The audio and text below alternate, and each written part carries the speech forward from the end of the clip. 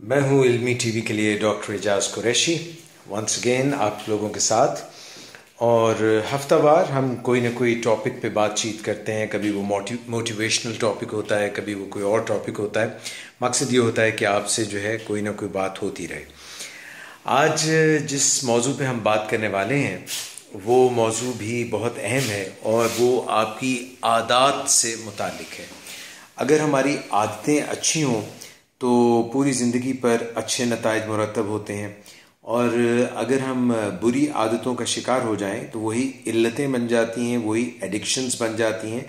अमूमी तौर पर ज़्यादा काम करना और बहुत सारा काम जो है वो कर लेना अच्छी चीज़ समझी जाती है। कुछ लोगों की इसकी इतनी आदत हो जाती है कि वो वाली बात जो है, मुझे तो तेरी लत लग गई, वो वाली हो जाती है बात के लत लग जाती है। जिस तरह से अगर कोई शराब का इस्तेमाल करता है तो उसको कहते हैं कि ये शख्स अल्कोहलिक है।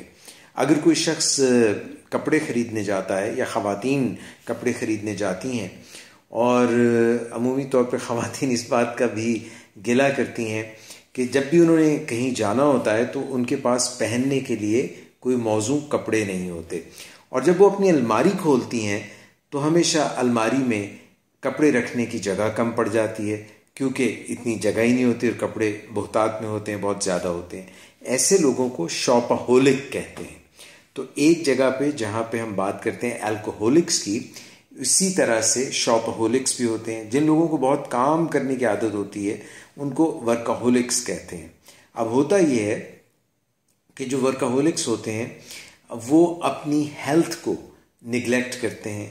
अपने जो ताल्लुकात होते हैं अपने प्यारों के साथ, अपने दोस्तों के साथ, अपने रफ़क़ा के साथ, अपने फैमिली के साथ, ख़ास तौर पे अपनी ज़ौजा मोहतरमा के साथ, अपने बच्चों के साथ, और ज़्यादा कंसंट्रेट वो करते हैं कि जो है काम काज पर तवज्जो दी जाए, पैसे कमाने पर तवज्जो दी जाए। और कहीं पे उनको ये भी लगता है कि ये जो काम काज है वो दरअसल उनकी जो है ग्रेटिफिकेशन कर रहा है और इम्पल्स ग्रेटिफिकेशन कर रहा है, और इससे उनको एक शोहरत भी मिलती है, तकवीत भी मिलती है, माशरे में वक़्त भी मिलती है। तो आदात जो है अपनाने में हमें बहुत सोच समझ कर ख़्याल रखना चाहिए कि कौन सी आदात हमारे लिए अच्छी हो सकती हैं, कौन सी आदात हमारे लिए बुरी साबित हो सकती हैं। तो उसमें एक साहब थे, उनका नाम स्टीफन आर कॉवी था।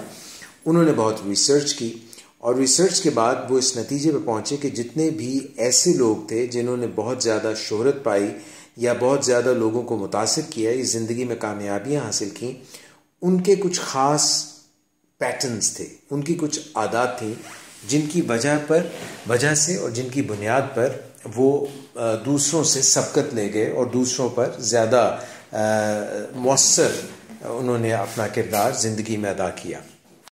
तो इन ख़ास आदात के मुतालिक आपने कई मरतबा सुना होगा, तो आज मैं भी ज़िक्र करता चलूँ।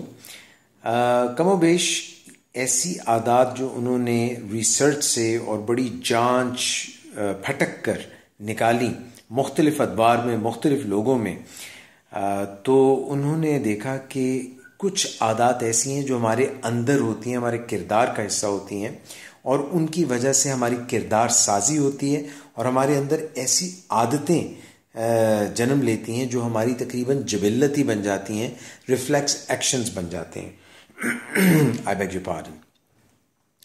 उनमें एक आदत तो है प्रोएक्टिव रहने की, वक्त से पहले सोच समझकर कि मैं क्या करने वाला हूँ, हालात कैसे होंगे, उसका पहले से एक लाहे अमल तैयार कर लेना, पहले से वक्त पड़ने से पहले ही पेश खैमा कर लेना, इनिशिएटिव ले लेना, उसकी तरफ राग़िब हो जाना।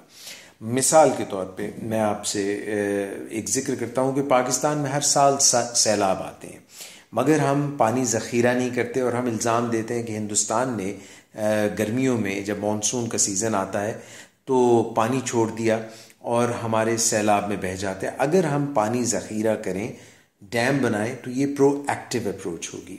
इसी तरह से जब किसी भी जगह पर हम बिल्डिंग बनाते हैं तो वहाँ पे फायर हाइड्रेंट्स या फिर फायर एक्सटिंग्विशर्स लगा देते हैं। हालांकि अभी आग लगी तो नहीं है, ये हमारी प्रोएक्टिव अप्रोच है। हम पहले से ये सोच के रखते हैं। हाँ, अलबत्ता जब आग खुदा न खास्ता लग जाती है तो उस वक्त जो है हम फ़ौरन वो शीशा तोड़ते हैं या हम फ़ोन करते हैं रेस्क्यू वालों को या फायर ब्रिगेड को, और साथ में जो है हम फायर एक्सटिंग्विशर जो है यूज़ करते हैं।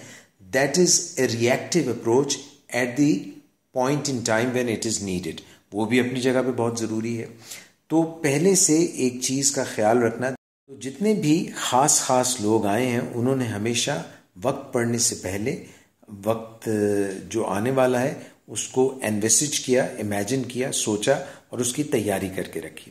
उसके बाद एक और चीज़ है कि हम अपनी तरजीहात का तयन करके रखें, यानी फर्स्ट थिंग फर्स्ट, कौन सी चीज़ पहले करनी। इतना एक इज्तिहाम होता है, चीज़ें जो हमारी करने वाली होती हैं और हमारे ज़हन पे सवार होती हैं, मगर एक दिन में 24 घंटे होते हैं हर किसी के पास, वही सेकंड्स होते हैं, वही मिनट्स होते हैं, वही आवर्स होते हैं।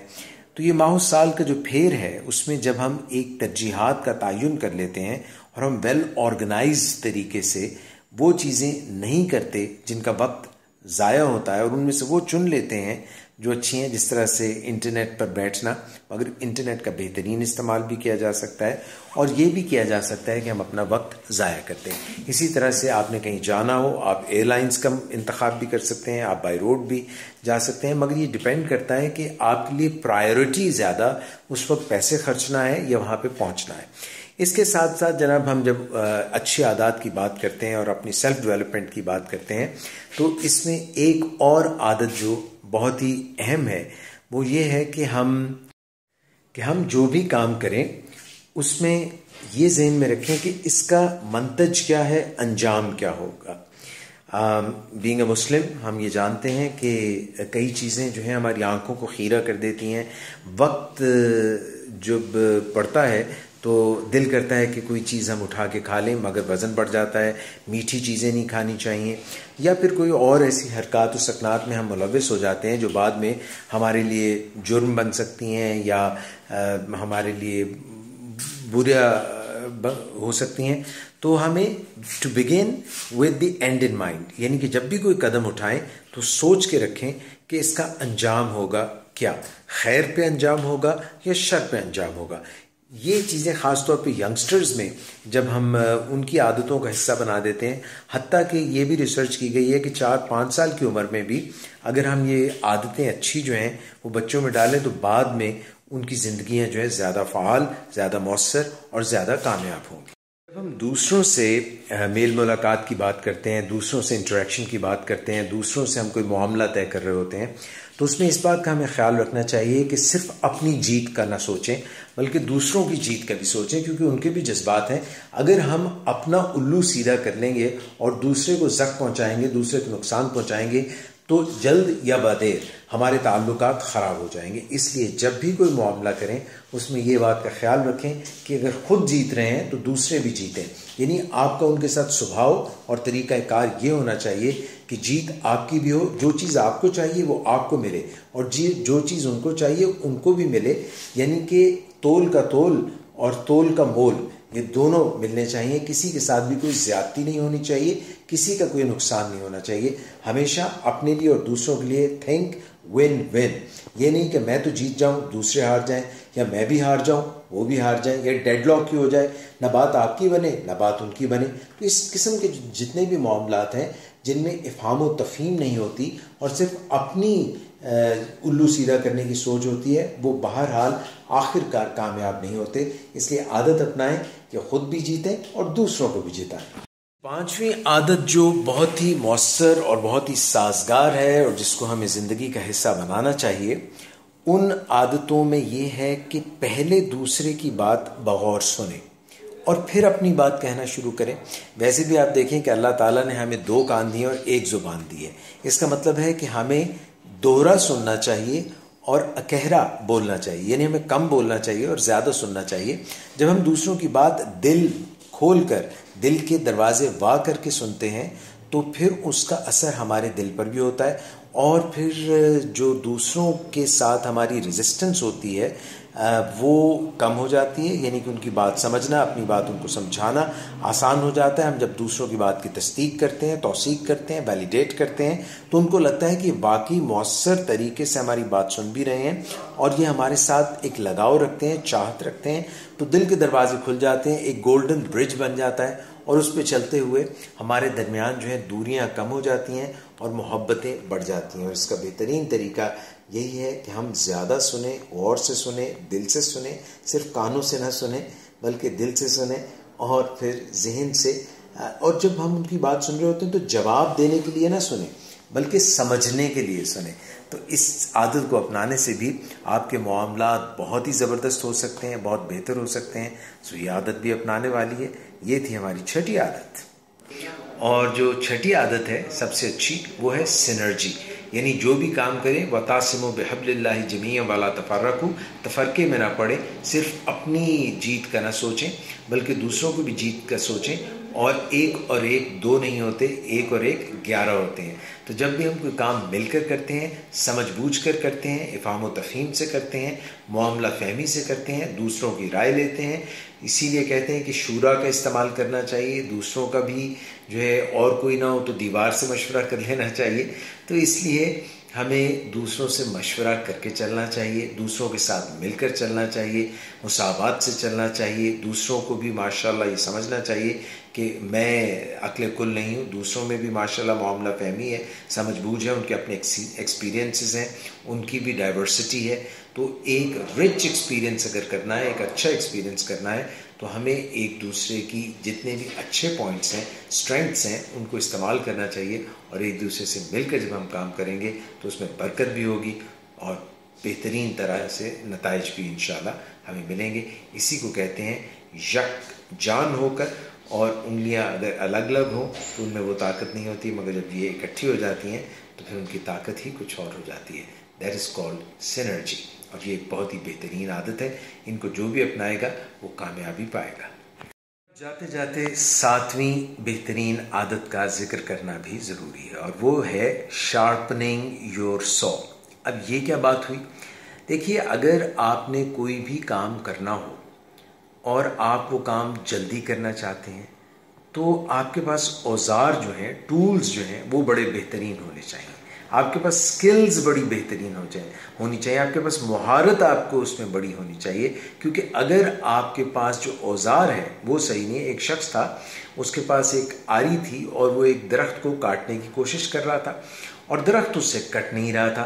देर बहुत लग रही थी। एक साहब पास से गुजरे, उन्होंने पूछा, भाई तुमसे दरख्त नहीं कट रहा, पसीनो पसीन हो गए हो तुम, आखिर मामला क्या? उन्होंने कहा, इसलिए कि मेरी आरी कुंद है। उन्होंने कहा, जाओ बाजार से आरी जो है तेज़ करा के ले। उन्होंने कहा, देखते नहीं, मैं मसरूफ़ बहुत हूँ, मेरे पास वक्त नहीं है कि मैं आरी को तेज़ करवा के ला सकूँ। तो ना खुदा ही मिला, ना विसाल सनम, ना इधर के रहे ना उधर के रहे, ना आरी तेज़ कराने गए और ना ही दरख्त काटना सही तरीके से आया। और फिर उसके बाद आरी अगर चलाना आ जाए तो फिर उसके बाद हमें टेक्नोलॉजिकली एडवांस होना चाहिए। हमें ये जानना चाहिए कि अब ऐसी मशीन्स भी आ गई हैं जो कि बिजली से चलती हैं या कोई और तरीके से है और वो तेज़ी से जो है दरख्त को काट सकती हैं। और यानी जितने भी टेक्नोलॉजी के ज़राए हैं उनके ऊपर नज़र रखना और उनसे भी फ़ायदा हासिल करना भी, ये भी हमारा काम होना चाहिए। और अपनी स्किल कि किस तरह से उसको बेहतरीन तरीके से इस्तेमाल किया जा सकता है और अपनी स्किल्स को वक्त के साथ साथ बेहतर बनाना, मौसर बनाने के लिए बहुत ही मौजूद और बहुत ही बेहतरीन है। तो जनाब, ये थी वो 7 आदत जो आपको जुदागाना कर सकती हैं, मुमताज़ कर सकती हैं, बेहतरीन बना सकती हैं।